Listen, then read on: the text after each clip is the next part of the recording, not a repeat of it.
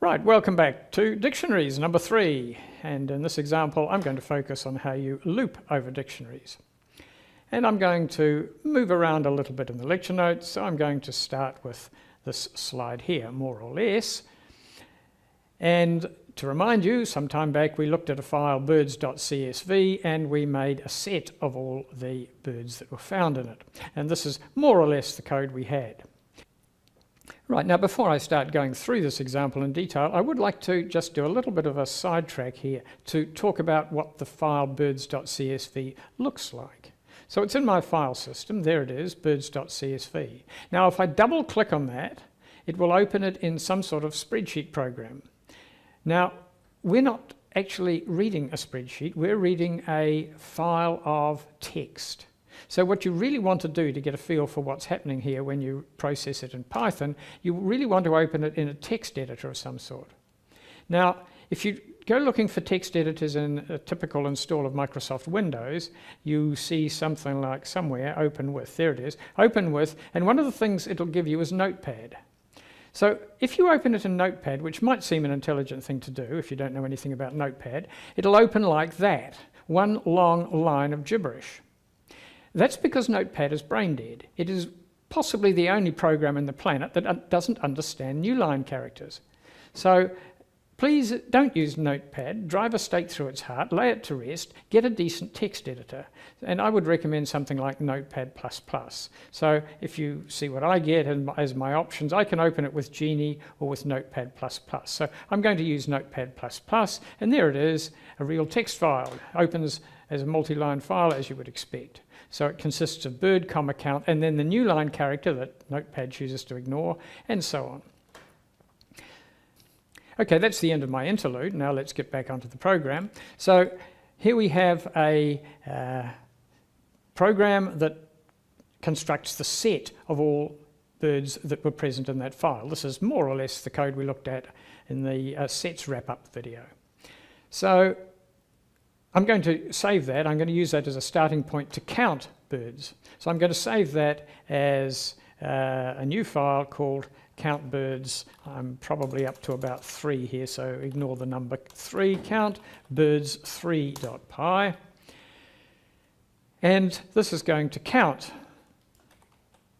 all the different birds in the file birds.csv. So it starts off the same. We read the file in line as a set of lines, and then instead of creating a set called birds, I'm going to create a set called a dictionary, called counts, which is going to be the empty dictionary. I could type that, but we don't normally do that. We normally just type open close brace.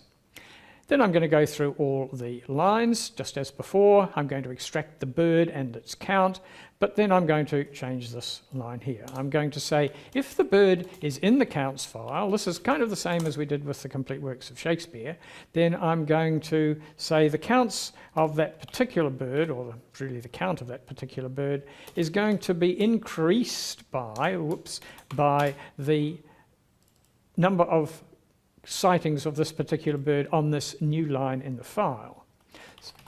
If it's the first time I've seen the bird, then I have to put a new entry in the dictionary for it. The counts of that bird is equal to this particular count. And at the end, I'm going to print the counts.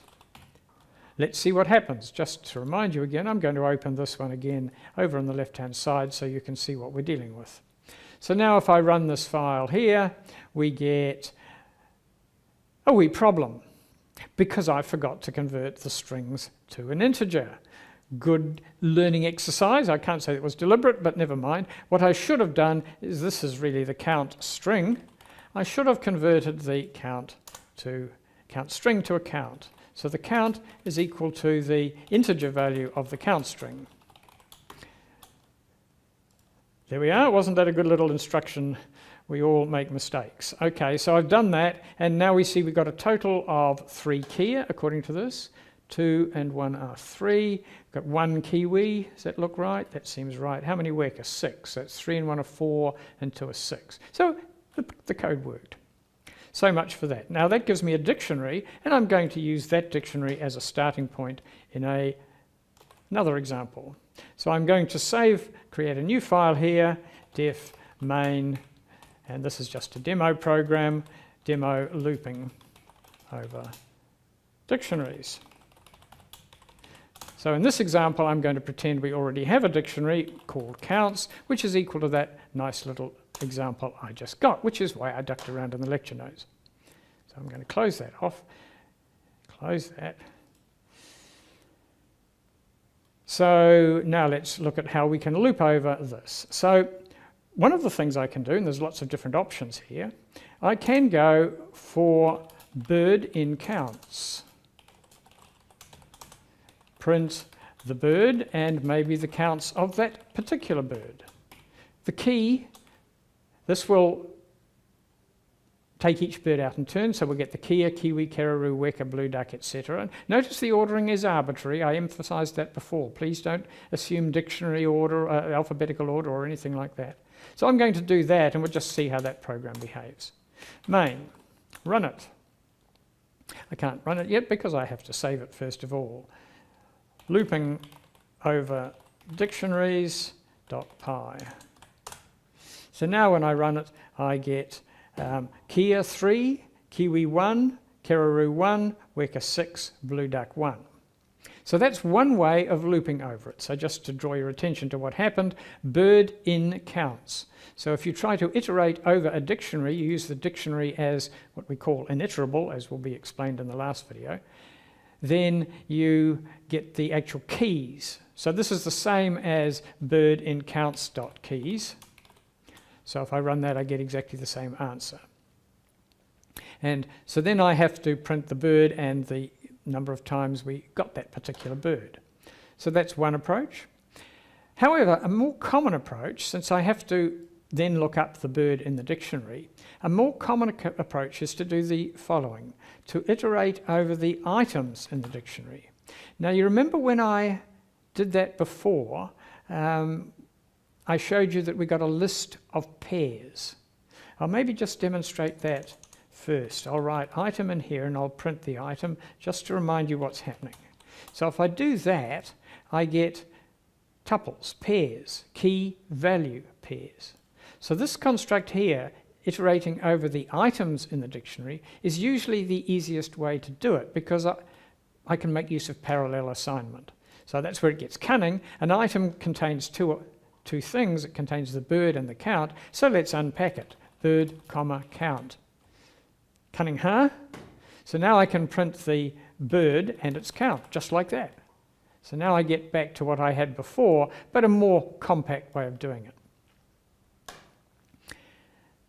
So that's this example here. You'll see in the example we put parentheses around it, and I'm a little bit uncertain as to whether I should teach with and without parentheses. They're not necessary, so you can choose whichever style or syntax you prefer. So that was looping over dictionaries. Now I want to go back to this example here. Well, back and tack here of the bird counts example, just to remind you what happened there. So in this example, we created a dictionary and I printed the dictionary. So probably the next thing I now have to do is iterate over it. So that's where this particular bit of code now comes in. I copy it out of there and I paste it in to the bird counting program.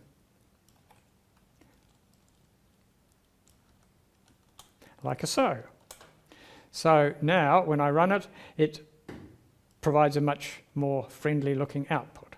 I might want it formatted more nicely. I might want, for example, to have the bird followed by a colon and a space, oops, a daisy, followed by the count, in which case I would write it using our old friend, the format function or method of a string. So that one puts a colon in it, maybe looks nicer, and I get that version. Now you may think, hey, but I want them in alphabetical order. How do I get them in alphabetical order? Well, that's where we get a little bit cunning. We use a method called sorted, or function, sorry, it's a global function called sorted. I think you've probably been told about that, but if not, it's not all that hard to use. So when we call sorted on a list or something like that, what we get out is the list sorted by, in this case, tuples, the first element of the tuples. So now we get the list in alphabetical order, blue duck, kia, cararoo, etc. Now there's one final change, I'll just check my lecture notes, there's one final change I might want to make to this program to make it look better. Those 4 lines are certainly more than I had in the case of a set, and it turns out I can replace those with a simpler version.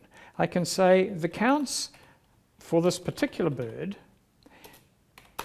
really should be called count, shouldn't it? The count for this particular bird is the current count, which I get by using our old friend, the get method. Get the count for this particular bird, and start with 0 if it's not there already, and to that add the particular count that appears in this line in the file. So can you see the equivalence? That line there is nicely equivalent to this, because the get method, if you give it a second parameter and the bird isn't in the dictionary already, it returns that as its count. So that makes it nicer. So we're reduced to that, which is pretty cool code, huh? And that's all I wanted to do in this particular video. So what's still to come? I've got a separate video on inverting a dictionary, which is a tricky little thing all by itself. And then I've got a little bit of a wrap-up in which we look at the last few slides in this particular chapter. Thanks for watching. Bye.